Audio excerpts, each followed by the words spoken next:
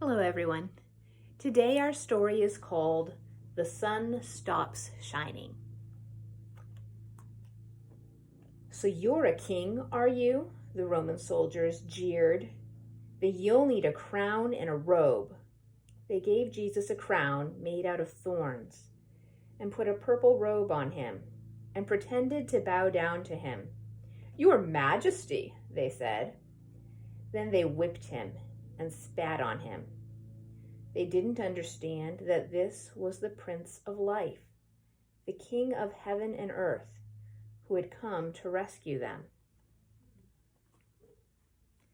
The soldiers made him a sign, "Our King," and nailed it to a wooden cross. They walked up a hill outside the city. Jesus carried the cross on his back. Jesus had never done anything wrong, but they were going to kill him the way criminals were killed.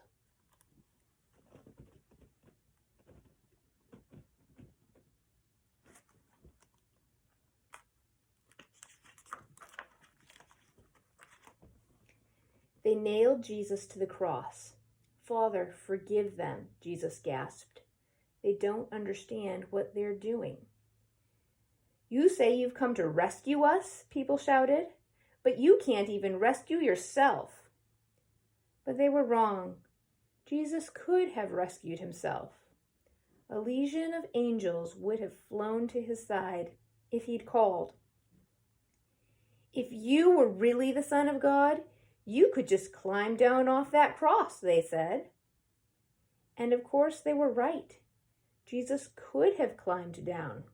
Actually, he could have just said a word and made it all stop, like when he healed that little girl and stilled the storm and fed 5,000 people. But Jesus stayed.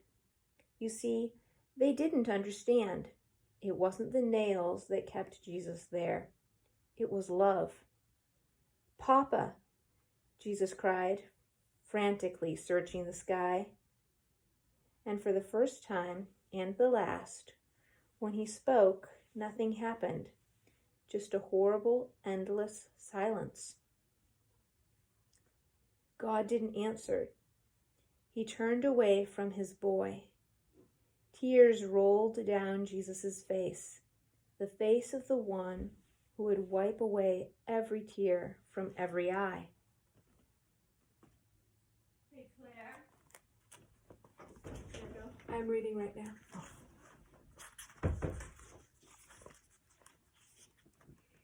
Even though it was midday, a dreadful darkness covered the face of the world. The sun could not shine. The earth trembled and quaked.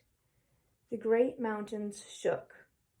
Rocks split in two until it seemed that the whole world would break, that creation itself would tear apart. The full force of the storm of God's fierce anger at sin was coming down on his own Son instead of his people. It was the only way God could destroy sin and not destroy his children, whose hearts were filled with sin. Then Jesus shouted out in a loud voice, "It is finished." And it was. He had done it. Jesus had rescued the whole world. "Father," Jesus cried, "I give you my life." And with a great sigh, he let himself die. Strange clouds and shadows filled the sky, purple, orange, black, like a bruise.